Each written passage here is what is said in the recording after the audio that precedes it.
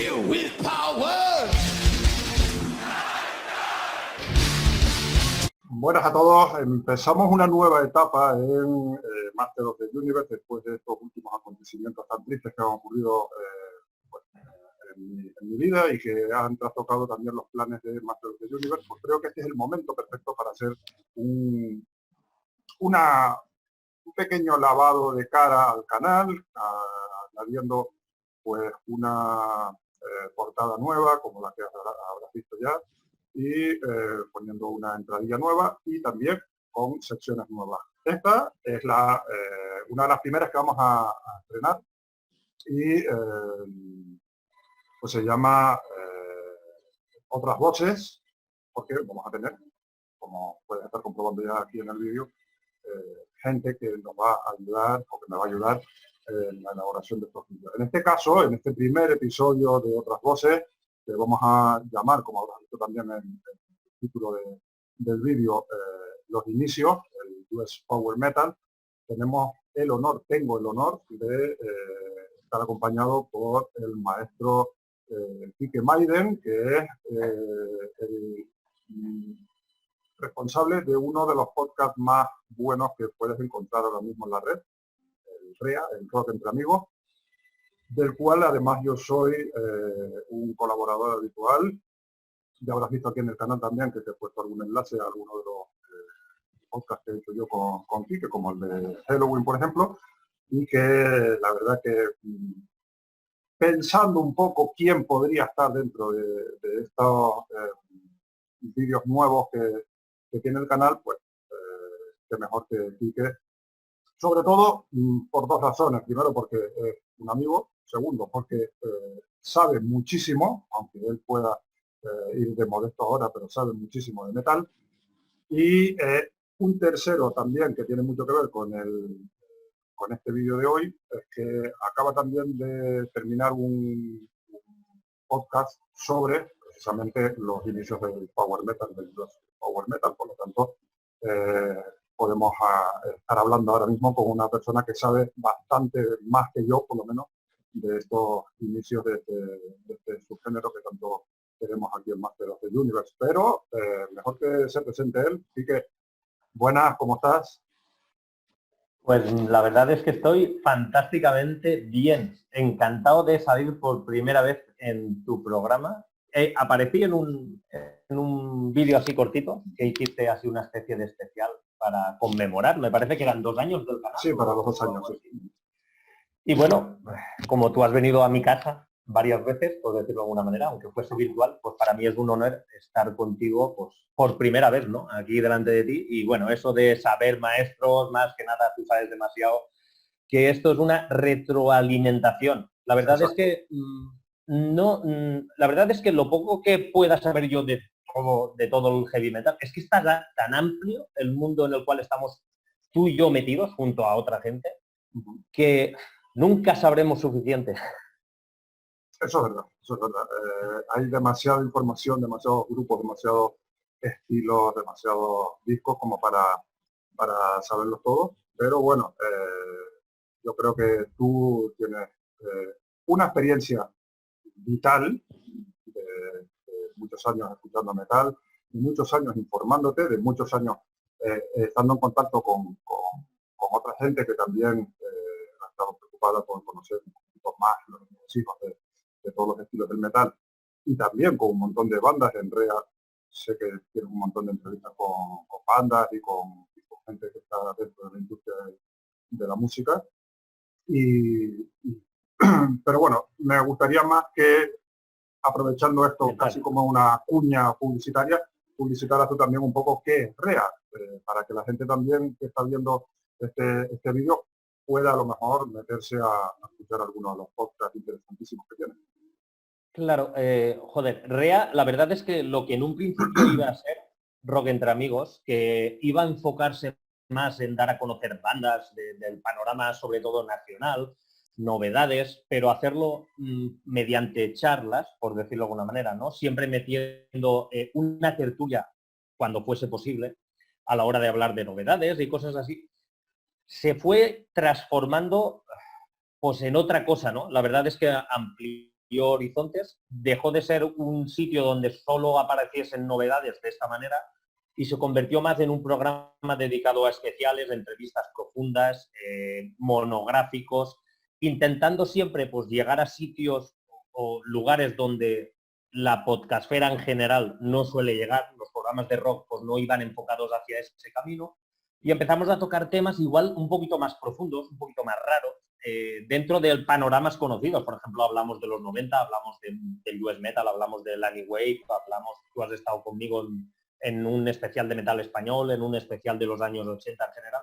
Y siempre intentamos traer cosas que normalmente en la podcastfera no está. Nosotros trabajamos el tema de los podcasts, diferente a ti en ese aspecto. Tú eres youtuber, por decirlo de una manera, y yo es más el sentido audio. Eso me limita menos a la hora de hacer programas más largos, es otro formato, y entonces nos deja profundizar y hablar mucho más pues, de todo ese mundo tan grande como te he comentado antes, que es tan grande, ¿no? Este movimiento del heavy metal, todas sus variantes, que nosotros intentamos eso, ¿no? Por medio de unos colaboradores, me gusta más hablar de amigos que colaboradores, por medio de unos amigos, por tocar una serie de temas que hace que REA pues, sea muy amplio en ese aspecto. Y más que nada sería eso, ¿no? Pues una manera de divulgar, de profundizar, de dar a conocer pues, el heavy metal en todas sus variantes, desde sus inicios, porque hemos tocado desde los años 60, 70, 80, 90, black metal, heavy tradicional, pop, rock, lo hemos tocado todo. Y eso es REA, simplemente una reunión de amigos. Es que es como dice mucha gente, ¿no? El título del programa lo resume, ¿no? Rock entre amigos. Pues dentro del rock entra todo y dentro de amigos entra todo, ¿no, Salva? Sí, yo creo que sí. Creo que lo acabas de explicar perfectamente y yo creo que muchos de los que están viendo este vídeo ahora ya tienen ahí el dedito en el ratón para intentar escuchar alguno de los podcasts estos, que como siempre digo yo, puedes descargar, escucharlo en el móvil cuando vas por la calle, por donde te dé la gana, pero escúchalos porque tienen mucho valor. Empezamos, si te parece, ya un poquito con el tema que hemos planteado para este primer vídeo de otras voces y que es el US Power Metal. Una sección o un apartado o una parte de ese Power Metal que conocemos ahora, pero que yo creo que casi todo el mundo lo sabe, pero seguramente habrá alguno que todavía no sepa muy bien que fue el primer Power Metal que existió y de ahí luego ya saltó años después a Europa para formar el Power Metal europeo, que es, digamos, el más popular ahora mismo, ¿no? Pero este US Power Metal primero no es el Power Metal tal y como lo conocemos mayoritariamente, es decir, con bandas que tocan muy rápido, con voces agudas, con mucha melodía, sino era un poquitito más, podríamos decir, tosco, porque venía de lo que venía, ¿no? Que venía sobre todo de una base de heavy metal muy potente, ¿no? ¿Sabes? A ver, para poder hablar un poquito del power norteamericano, que en parte sería solo una rama del US Metal, porque el US Metal es muy genérico, engloba varios estilos dentro de lo que es esa denominación. Podríamos decir que el problema que tuvo el power norteamericano, el US Metal, es que no llegamos a empezar a conocerlo en Europa prácticamente hasta casi mediados de los 90. Más o menos cuando empezó a nacer o empezó a darse a conocer mucho más comercialmente el metal europeo, el power metal europeo. Aunque el power metal europeo ya empezó, pues como hemos hablado muchas veces en REA o tú has hablado en tu programa muchas veces, pues a mitades de los 80, un poquito más adelante, con Helloween, con bandas como Heaven's Gate, con bandas como Blind Guardian, con multitud de bandas. Incluso podemos meter ahí bandas como Rage, como Running Wild, que en sus inicios no eran power metal, también hay que decirlo, estaban más enclavados quizás en un thrash metal, aunque no fuese tan rudo, tan duro como los Creator of Destruction.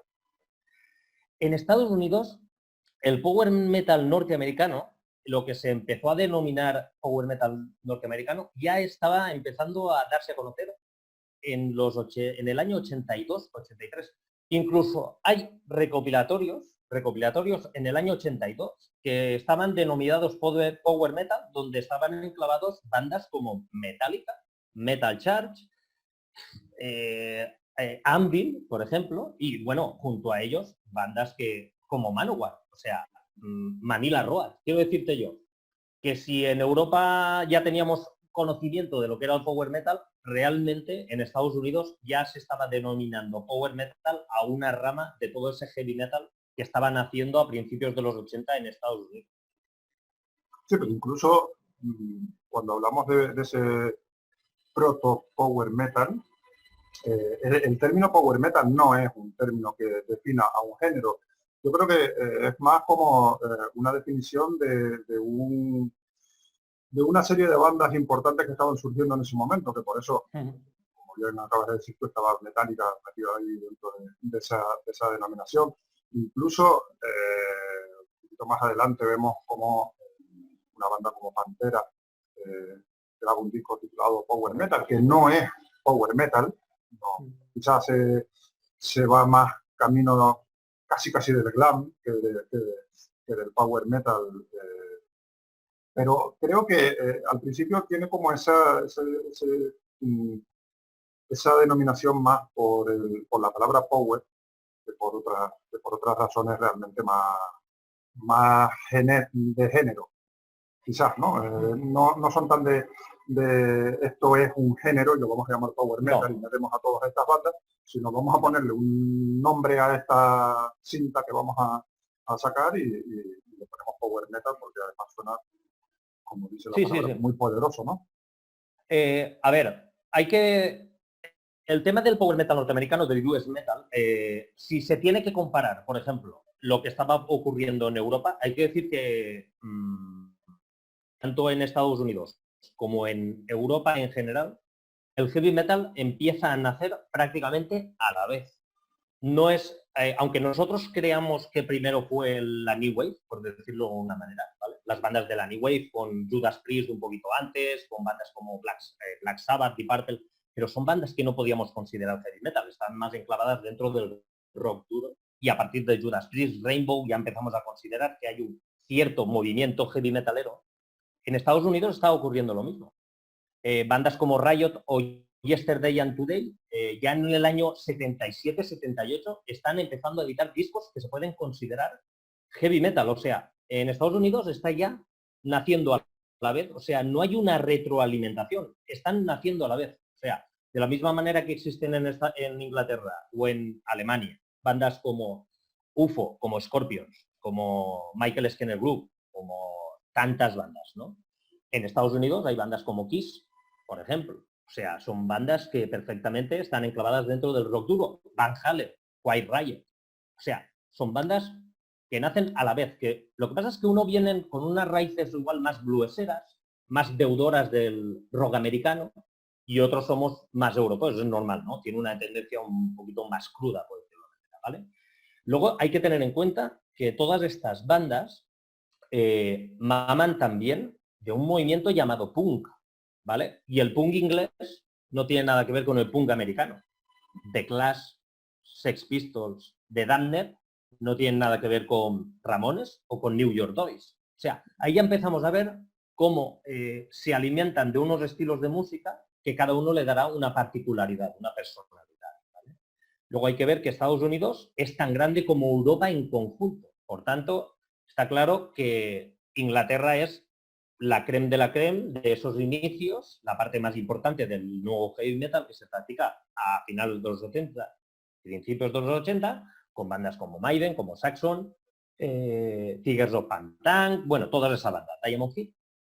Y nos olvidamos muchas veces de que existen otros países que a la vez prácticamente también estaban creciendo junto a ellos. ACEP son de esa época, ¿vale? Por tanto, estamos viendo que hay dos tipos de heavy metal en Europa que perfectamente no son iguales, pero tendríamos que comparar Estados Unidos y Europa como prácticamente continentes, ¿vale?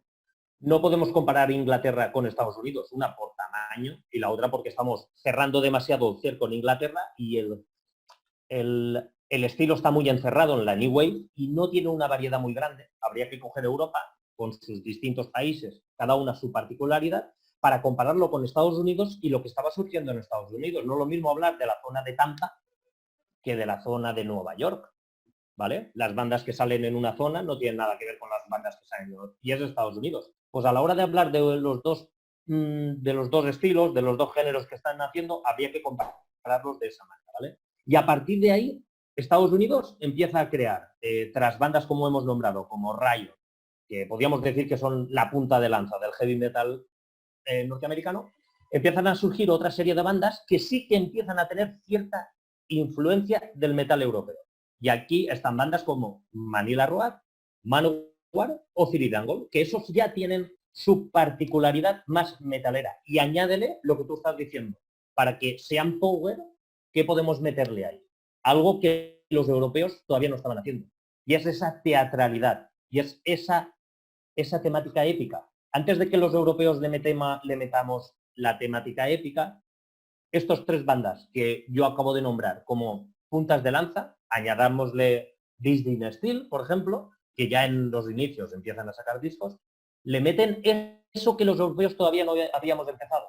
Si cogemos, por ejemplo, Saxon, cogemos a Maiden, cogemos a Judas Priest, cogemos a Black Sabbath, a bandas que en esa época eran los grandes del rock duro, del heavy metal, veremos que tocan muchos temas sociales, quizás algún tema cinéfilo, alguna cosa de esas, pero la epicidad todavía no la tienen en sus foros. Sin embargo, los americanos desde el inicio le meten esa temática. Encima tienen un punto más de velocidad, tienen un punto más de potencia, tienen algo más que los europeos en ese momento todavía no la tenían. Por eso, quizás en Estados Unidos a ese estilo se le llama power metal desde un principio y en Europa no.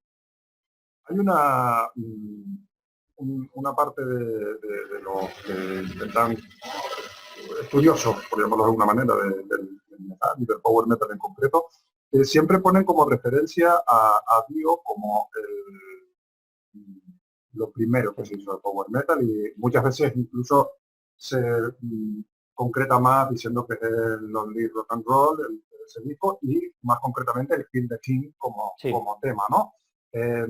Porque tenía todas esas cosas que conocemos como power metal, y una de ellas, sobre todo importante, que yo creo que sí que Dio es culpable en gran medida de eso, son las letras, esas que comentábamos ahora, ¿no?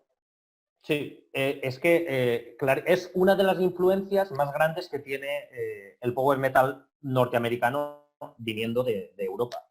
Como te he comentado antes, Rainbow es, junto a Judas, las dos bandas que podríamos decir que dan a nacer el heavy metal en Europa, y son dos de las bandas que más van a influir en Estados Unidos, ¿no? Entonces, Dio es súper importante. Lo que pasa es que Dio,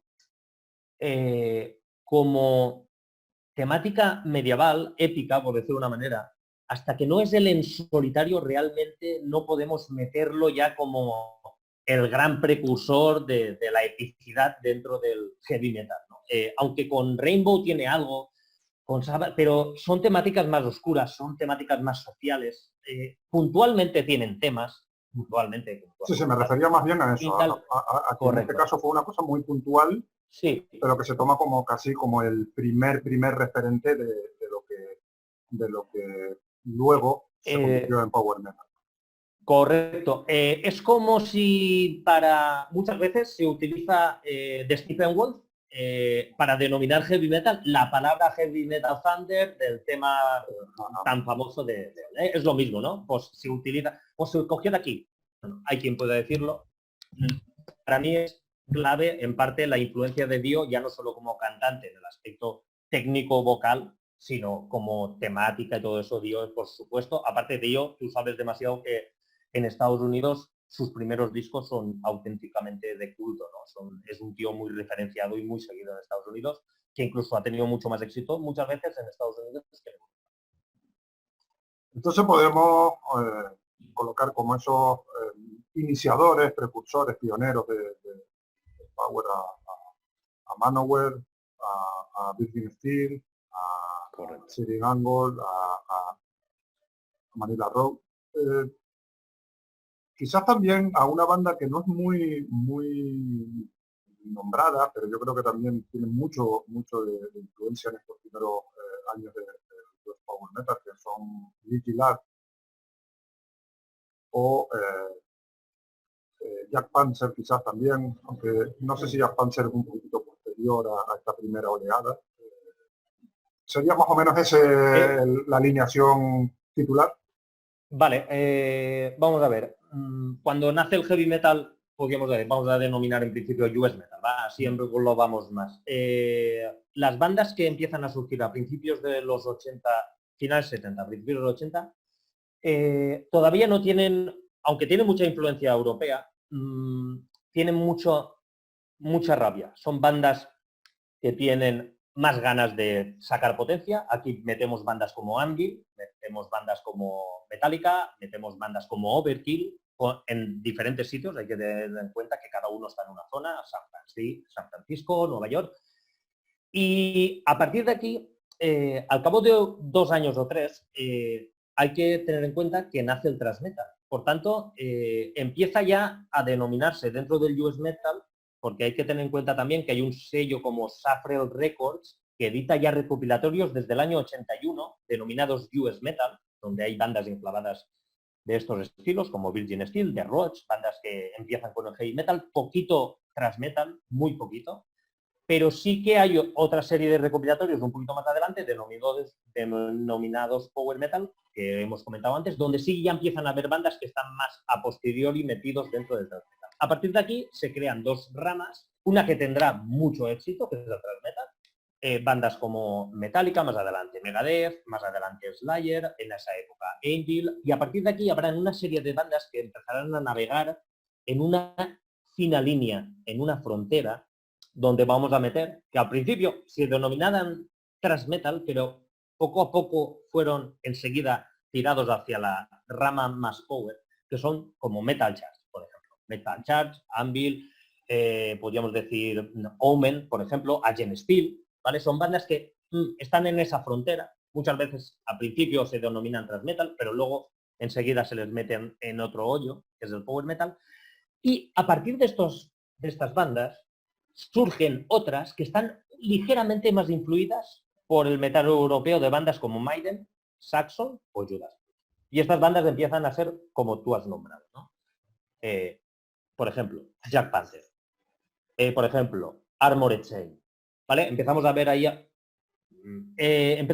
una serie de bandas que es que perfectamente empecemos a enclavarlas en ese estilo, ¿no? Sanctuary, Hellstar. O sea, empezamos ya a ver que hay otro tipo de grupos ligeramente más accesibles, potentes, poderosos, pero que no tienen esa rabia, no tienen esa temática social que tienen los traseros. Por ejemplo, las bandas thrash suelen ser también más reivindicativos en sus mensajes, vienen más del punk, tienen más esa vena radical.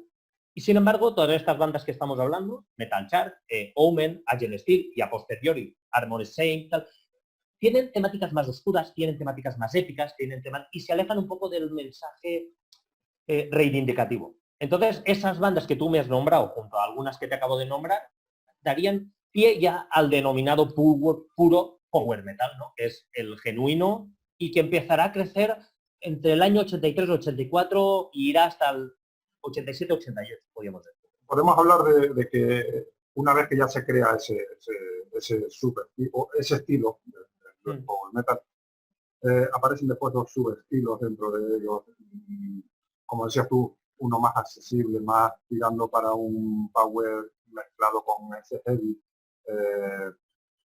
europeo de la New Wave, y otro power metal más potente, más con raíces de ese thrash metal iniciático que está teniendo Estados Unidos también en esa época. Podemos hablar de esas 2 vertientes, o esos 2 caminos que va tomando ese power metal. Claro, podríamos hablar más, aunque al final los enclavaríamos todo en lo mismo, porque realmente yo creo que las 3 o 4 ramas que saldrían de ahí serían, dentro del US metal sería el thrash metal por un sitio, que ya se aparta definitivamente del power metal, y dejaríamos el power metal que meteríamos dentro de, sería una especie de cajón desastre, como la New Wave, ¿vale? Sería bandas que irían desde el la fina línea entre el thrash y el power, que serían bandas como Metal Church, Omen, Einbeat y todo esto. La rama ligeramente más pura, Jack Panther, Armored Saint, Virgin Steel, Manowar, Manila Road, City Dangle, todas esas bandas más genuinas, más épicas también. Y alejaríamos de nuevo de ahí otra rama que estaría dentro del US Metal al principio, porque luego se irían un poquito y habrían bandas que entrarían y otras que no, que serían bandas como Wasp, como Motley Crue, otras que entrarían un poco más, que serían como Lychee Borden, todas esas nacen también por esa época, ¿no? Y también podrían estar algunas enclavadas dentro del US Metal, como Lychee Borden. Sin embargo, Wasp o Motley Crue, Rat, bandas de ese estilo, no entran dentro del US Metal. Es curioso, pero esas ya entrarían dentro del hard rock, glam rock, lo que sería posteriori y tal. ¿Cuál sería? Aquí hay una curiosidad muy grande, Salva, y es que estas tres ramas que definimos un poco, la thrash se haría con el mercado del heavy metal en Estados Unidos, desde el 83 hasta los 90, podríamos decir. El power metal se quedaría siempre en un segundo plano, siempre, hasta una pequeña época, que haya mitades de los 80, casi finales, y el glam rock se haría con el mercado americano desde 87, 88 hasta el 92, 93. Es curioso, porque estas dos ramas, derecha e izquierda, se hacen con el mercado americano y el central, que es el power metal, siempre estaría en un segundo o tercer plano, incluso cuarto o olvidado. Sí, porque evidentemente yo creo que hay cuando comienzan a aparecer este tipo de géneros como el heavy metal, que podemos situar el nacimiento, como siempre, en los años 70, pero realmente su formación son los años 80. Yo creo que siempre el público busca, por un lado, algo como muy novedoso, y lo novedoso era lo más cañero que había en ese momento, y en ese momento es el thrash metal, y por otro lado, pues cosas que sean mucho más accesibles al gran público, ¿no? Por eso se van al otro extremo donde está el glam. Y dejan, como dices tú, apartado ahí un poco a un lado el centro que lo que imagina en este caso tanto el power metal como el propio heavy metal, como género también, que se quedan ahí, aunque el heavy metal tiene un poquito más de salida quizás, pero Sí. Normalmente son los dos estilos grandes que se quedan como un poco en segundo plano, ¿no? Aquí, Salva, lo que sí que te comentaría yo es que yo no sé si tú estás de acuerdo conmigo, quizás el tipo de mensaje que se manda dentro del heavy metal, por ejemplo, el thrash metal es un mensaje muy reivindicativo, como te he dicho, muy punk, por tanto, la gente que socialmente está un poquito desfavorecida se puede sentir identificado en ese estilo de música, por tanto, se ve reflejado, por tanto, la consume por medio de conciertos, comprar productos. Y la rama glam es la más, por decirlo de una manera, la más relativamente bonita en el aspecto de chicas, juerga, rock and roll, sexo, drogas. La más accesible para el gran público. Correcto. Y sin embargo, la rama épica, desgraciadamente, siempre ha sido la más friki. Y en los 80 nunca ha estado bien visto la fantasía, ¿no? Siempre ha quedado para la minoría. Aunque hoy en día eso no esté así, porque el frikismo, las fantasías, la ciencia ficción está muy bien vista, dentro del metal siempre ha sido algo que ha estado en segundo o tercer plano. Y, por ejemplo, Salva, tú que tocas el power metal europeo mogollón, está claro que bandas como Rhapsody tienen mucho éxito. Pero nunca han sido de masas. Nunca han sido de masas. Siempre han habido bandas que han tocado cosas más superfluas, más tradicionales, como Nightwish. Y Nightwish, por ejemplo, se alejan del tono fantástico en el aspecto quizás más medieval, entran en tonos más tradicionales y la gente lo consume mejor que unos Rhapsody, lo consume mejor que cualquier banda épica como Running Wild, lo consume. ¿Me entiendes lo que quiero decirte, no? Entonces, en Estados Unidos en el fondo pasa lo mismo. La juventud se siente identificada con el thrash metal, los pijos, por decir de una manera, ¿no? La gente con dinero, la gente con ganas de disfrutar, de pasárselo bien, se siente identificado con el glam rock, con el heavy metal más glam, más rockero de bandas de Motley Crue, Rad y todo eso. Y en el medio quedamos los de siempre. ¿No? Quedamos ahí, pues bueno, los frikis. Y luego aparece un poquito más adelante, no muchos años, porque esto es son periodos muy cortitos de tiempo, aparece como un nuevo subgénero, que podríamos denominar US Power Metal técnico. Ponerle demasiados nombres, a mí tampoco me gusta esto de alargarlo a como hace Lucas Turilli, ¿no? Pone 10.000 nombres a su música, pero sí que es verdad que este Power Metal que sacan bandas quizás como Cry, como Crimson Glory, son bandas que cogiendo esa base de ese Power Metal que ya tiene base, ya está aplicado, empiezan a meterle elementos más técnicos, más progresivos, quizás, ¿no? Podríamos decir. Sí, a ver, aquí en este subestilo dentro de todo del US Metal que estamos hablando un poco, aquí iríamos a lo que sería el US Metal más técnico. Mucha gente le ha dicho US Metal progresivo. Yo no creo que los considere progresivo, por lo menos en esa época. Cuando nacen grupos con Queensryche, como Crimson Glory, como Face Warning, podríamos decir que son las tres bandas puntas de lanza de ese movimiento, irían por la rama más influenciada de bandas como Iron Maiden. Para mí, Iron Maiden, hay que tener en cuenta que 83, 84, 85 es cuando Iron Maiden, Judas Priest, las bandas europeas, sobre todo Scorpions, Iron Maiden y Judas Priest y Def Leppard, se van al mercado americano y prácticamente, no es que se lo coman, pero vamos a decir que están en el momento de más éxito durante esa época en Estados Unidos.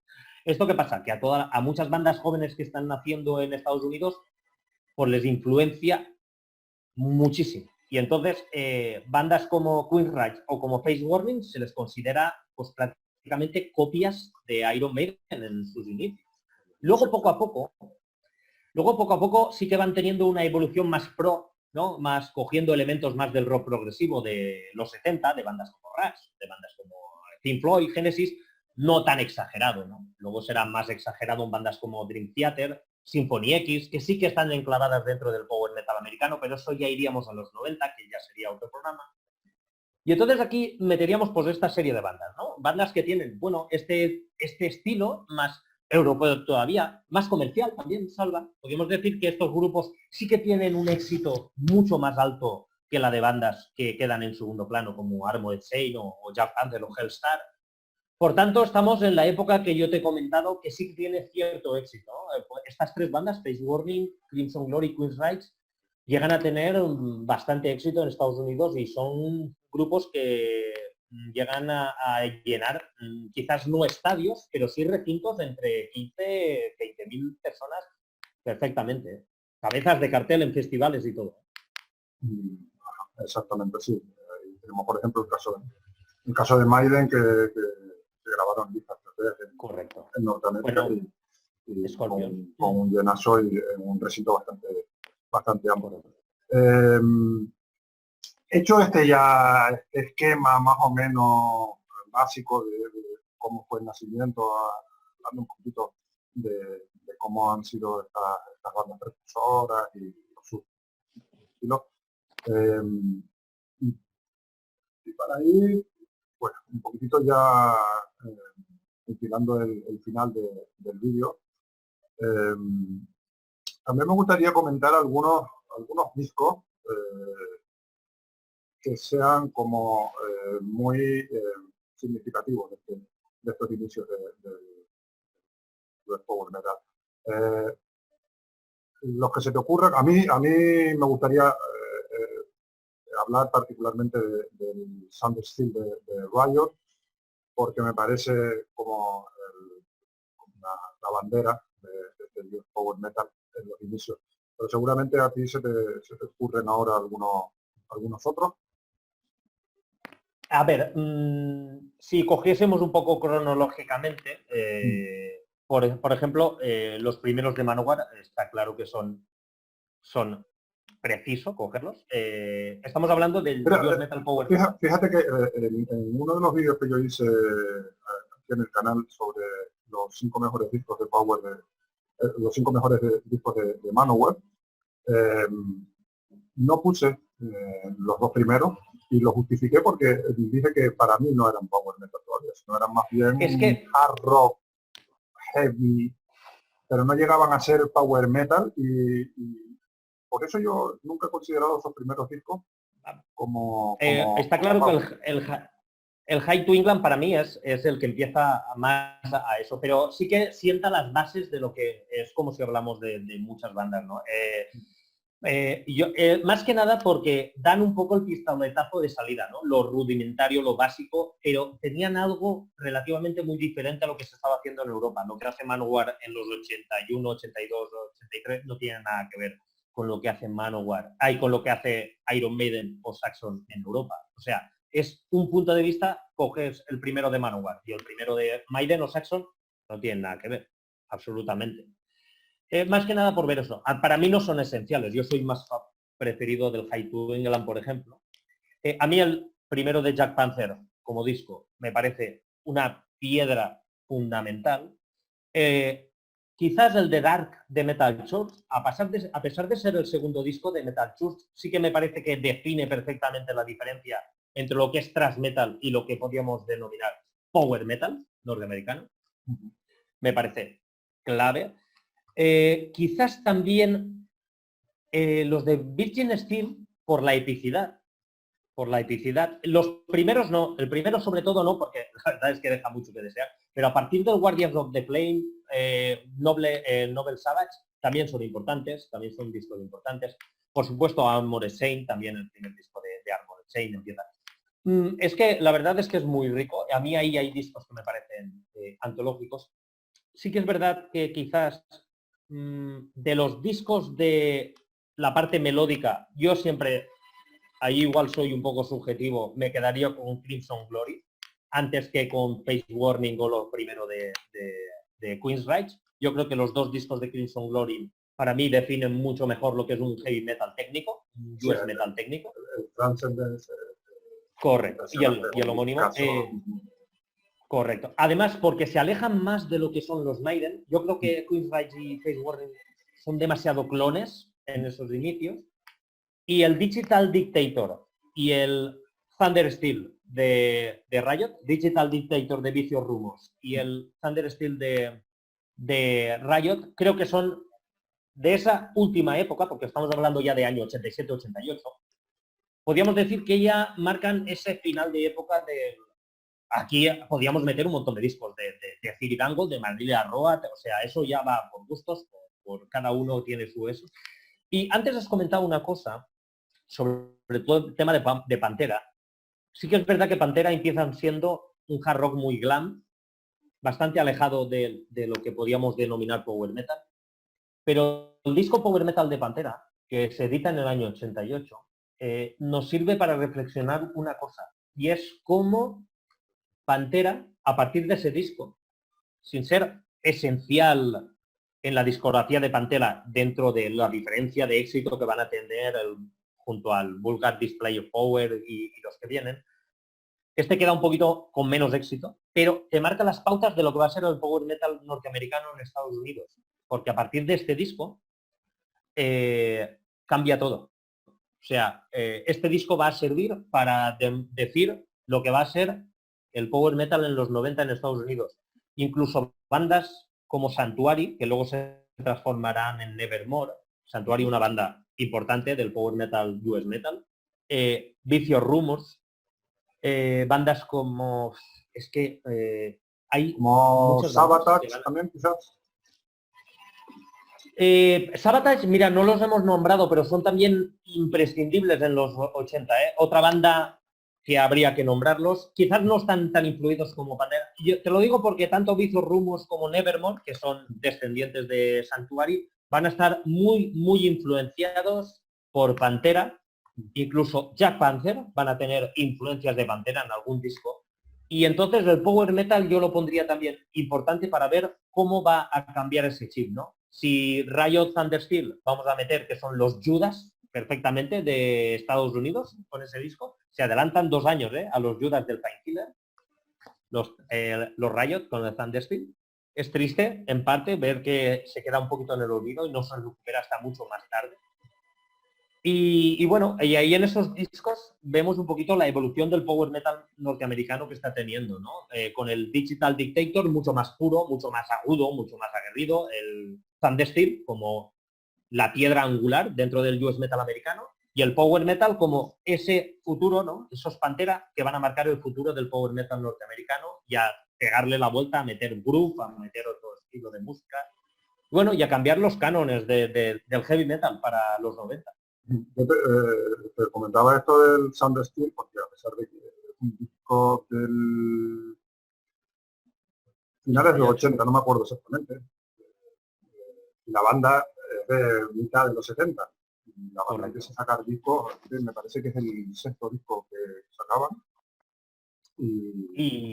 Pero Y creo espérate, que y lo bueno, Salva, lo bueno es que habían estado parados, o sea, ellos sacan 4 discos, me parece, paran en el 82, no tienen mucho éxito, funda la banda Narita, cambia de sitio Marril, con Narita me parece que solo hace una demo. Curiosamente aquí, esto lo contamos en un monográfico que acabamos de grabar Pablo Mayoral y yo sobre Jack Panther, porque bueno, una vez hemos hecho el US Metal, el especial US Metal, queremos también tocar de la misma manera que hicimos el New Wave of British Heavy Metal y hemos hecho un monográfico de los Maiden, pues aquí vamos a tocar algunos grupos, quizás Manowar, quizás pues más adelante Virgin Steel o cosas así vamos a hacer, ¿no? Hemos hecho uno de Jack Panther.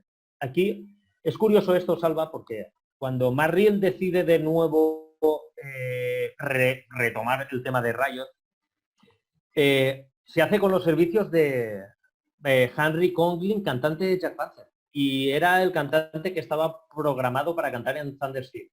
Que hubiese sido de ese disco de si en vez de estar Tony Moore hubiese estado Henry Conglin de Jack Panther. No quiero ni imaginármelo, pero bueno. yo sí me lo imagino y sí me lo imagino y me parece que sí. Ese disco sale en el 87, creo, ¿eh? Creo que en el 87. Te decía eso porque a mí me parece que los primeros discos de Rayo, del Narita, ¿cómo era? Rock el City, de Rock City. Rock City. Y algunos más de los del principio son más rockeros que quizás con algo de heavy, pero no llegan a estar dentro de lo que ya consideramos a día de hoy el power metal. Y este Thundersteel yo creo que sí marca todo lo que debería tener, tanto desde el primer tema Thundersteel, que es como muy primer tema de disco, sobre todo en los años 80, 90, ese primer tema siempre era como la cachetada que te daban, ¿no?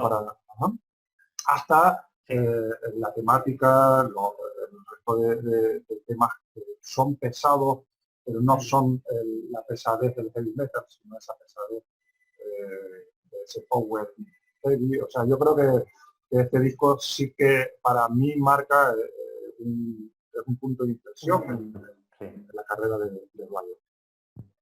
Correcto. A ver, Riot es que son los Judas de Estados Unidos. Te lo digo yo porque si comparamos discos de las finales de los 70 de Judas Priest, tampoco podemos definir a Judas Priest como un heavy metal puro y duro en el año 78 o en el año 79. Hasta el año 80, con British Steel, no podemos decir que es genuino heavy metal. Sí que son los creadores, los fundadores, con temas súper rápidos en momentos, pero tienen elementos muy jarroqueros, muy setenteros. Con Rayo pasa lo mismo. Son hijos de Van Halen, son hijos de Kiss, son hijos de bandas que Quiet Riot. Imagínate Quiet Riot, que empiezan a editar discos más duros a casi a mitad de los 83, 84. Hasta los finales de los 80 era rock prácticamente. Entonces, a Riot le pasa parecido. ¿Y qué pasa? Que el Thundersteel es un puñetazo encima de la mesa. Es decir, Marril dice, hemos vuelto con más fuerza que nunca y este es nuestro testamento, por decirlo de alguna manera. O esto o morimos, y menos mal, ¿no? Que fue relativamente un éxito y les hizo seguir, pero fue un espejismo porque Riot, a partir de ahí, Tony Moore me parece que se va de la banda empieza a sacar discos más jarroqueros de nuevo, más melódicos, y bueno, se queda en un espejismo y es una putada. Yo creo que la carrera es así y aquí y está vuelve. el Thundersteel y luego ya una bajada. Bueno, Quique, vamos terminando ya y antes de despedirte, me gustaría hacer una subsección dentro de esta sección. Vamos vamos a acabar estos vídeos siempre con una pregunta. Con el afán de servicio público que tiene Master of the Universe, queremos intentar aclarar ciertas dudas que tiene la gente y un poco en broma, un poco en serio. Pues hay un montón de preguntas que me he encontrado en la red, concretamente en Yahoo Respuestas, y que no han sido o no han sido respondidas o han sido respondidas de una manera bastante fea o han sido mal respondidas en el sentido de no aportar algo como muy real o lo que sea, ¿no? Entonces voy a tirar de todos ustedes los que van a participar en estos vídeos para ver si pueden sacar o solucionar estas dudas, no a mí, que yo más o menos podría responderlas todas, pero sí a la persona que lo escribió en su momento, ¿no? Aquí en la pantalla ahora aparecerá también la pregunta, en lo que yo la leo. Te voy a hacer dos preguntas. Vale. Siempre a todos los invitados. La primera, te la leo tal y como está redactada. Hermanos metaleros, ¿por qué algunos dicen que el power metal es una basura? Me gustaría saber por qué algunos metaleros dicen que el power metal es una basura. Yo estoy en desacuerdo en este punto, ya que los integrantes de bandas de power metal son muy buenos. ¿Por qué es una basura el power metal? Esta pregunta es fácil de responder, pero puede dar malentendido. Para mí el power metal, sobre todo si opinamos desde Europa, que es donde lo hemos mamado tú y yo, Salva, empezamos a conocerlo a partir de mitades de los 90, denominado power metal, ¿vale? El empezar a decir power metal. Yo recuerdo perfectamente que cuando yo descubro a Maiden, descubro a Blind Guardian, a Helloween, yo a ellos nunca les he denominado power metal. Siempre para mí eran speed metal, metal alemán, cosas así, ¿vale? A partir de mitades de los 90, más o menos, se le empieza a denominar power metal. Con bandas como, por ejemplo, Hammerfall, con bandas como Stratovarius, con bandas Nocturnal Rites más adelante, Brainstorm, bueno, toda esta serie de bandas centroeuropeas. Dentro de todas estas bandas empieza a surgir una corriente más melódica, más accesible. Perfectamente podemos meter ahí Rhapsody, podemos meter los Hammerfall que hemos nombrado, Nocturnal Rites. Esto produce que el power metal empiece a tener una asimilación a ese estilo de creación, mucho más melódico, alejado del true metal, del heavy metal puro ochentero. Entonces, pues bueno, todos los considerados seguidores del heavy metal puro empiezan a tener cierta reticencia a ese estilo creado, ¿no? Encima, ese estilo es el que más éxito está teniendo. Hammerfall, Stratovarius, todos esos empiezan a comerse el mercado. Empiezan a tener éxito. Angra, es que podíamos nombrar infinidad de bandas, ¿no? ¿Y qué pasa? Que dejan en un segundo plano las bandas llamadas verdaderas. Me pongo las comillas, llamadas verdaderas, ¿no? Salva, como tú sabes, pues muchas bandas se quedan en el camino, bandas que vienen de los 80. Entonces, yo creo que viene esa mala fama por ahí, ¿no? Es como si dijésemos, esto no es metal, esto no es heavy metal, esto es demasiado edulcorado, esto es demasiado accesible. Si se vende, no sirve. Y yo creo que la mala fama viene por ahí. Yo hay bandas que me encantan de ese metal melódico. Actualmente, por ejemplo, bandas como Sabaton, como Battle Beast, Gloryhammer, Beast in Black, podríamos enclavarlos dentro de esos grupos que surgieron a mitades de los 90 más melódicos y son las bandas que más están teniendo críticas por esa parte. Sabaton, por ejemplo, tú sabes que para mí Sabaton es una banda que a mí no me llama nada en absoluto, sin embargo son la banda que más éxito está teniendo. Para mí Sabaton son los Hammerfall de los 90, por decirlo de una manera, ¿no? Entonces, yo creo que la mala fama viene por ahí. Estamos generalizando en exceso. sea, quiero decirte que mucha gente se está criticando, pues sí, se está criticando, pero hay mucha gente que lo consume y...